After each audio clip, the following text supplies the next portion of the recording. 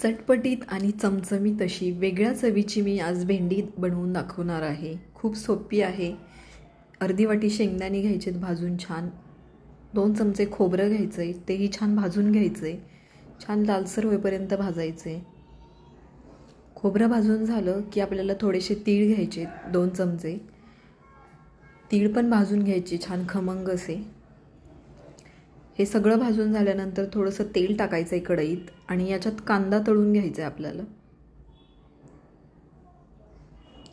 कांदा जास्त क्रिस्पी नाही बनवायचा, थोडासा लालसर करायचा आहे।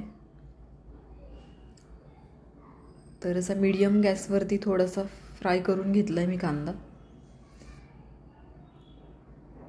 कांदा आपला छान तळला की यात घालायचे आलं, लसूण आणि कढीपत्ता, तेही छान तळून घ्यायचे क्रिस्पी होईपर्यंत। खूप छान टेस्ट येते तळलेल्या या लसूण, कढीपत्ता, अद्रकमुळे। आता हे काढून घ्यायचं आहे सगळं। आता याच कढईमध्ये थोडंसं तेल घालायचं आणि अशी बारीक चिरलेली भेंडी घ्यायची। आपण नेहमी जी चिरतो भाजीसाठी, त्याच गरम तेलात जिरं घालायचे। जिरं छान तडतडलं की मग ही भेंडी घालून घ्यायची आहे। भेंडी 2 मिनिट छान परतून घ्यायची आहे तेलावरती। थोडंसं मीठ घालायचं आहे चवीपुरतं, थोडीशी हळद घालायची आहे।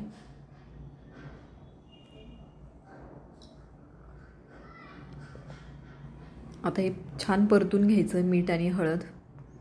हळद सगळ्या भेंडीला लागेल। आता आपण जे सगळं तळून घेतलेलं, भाजून घेतलेलं होतं ते मिक्सरच्या भांड्यात वाटून घ्यायचे बारीक। तर सगळ्यात आधी भाजलेलं होतं शेंगदाणे, खोबरं आणि तीळ, ते मी बारीक वाटून घेणार आहे। आणि हे वाटताना घालायची थोडीशी आलू भुजिया, खूप छान टेस्ट येते। आता तळलेला कांदा, आलं, लसूण आणि कढीपत्ता घालायचा आहे, थोडीशी कसुरी मेथी घालायची आहे आणि हे छान भरडं असं वाटून घ्यायचं आहे। आता वाटलेल्या या मिश्रणात आपण थोडीशी कोथिंबीर घालायची बारीक चिरलेली, चवीपुरतं मीठ घालायचे, लाल तिखट, धने पावडर, गरम मसाला आणि कांदा लसूण मसाला घालायचा आहे।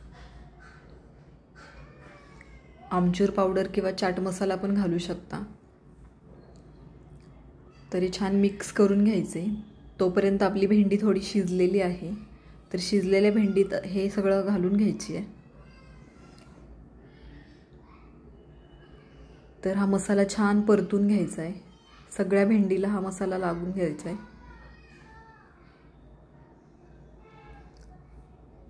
तर अशीच न झाकता ही भेंडी शिजवून घ्यायची 4-5 मिनिटे। रेसिपी कशी वाटली नक्की सांगा।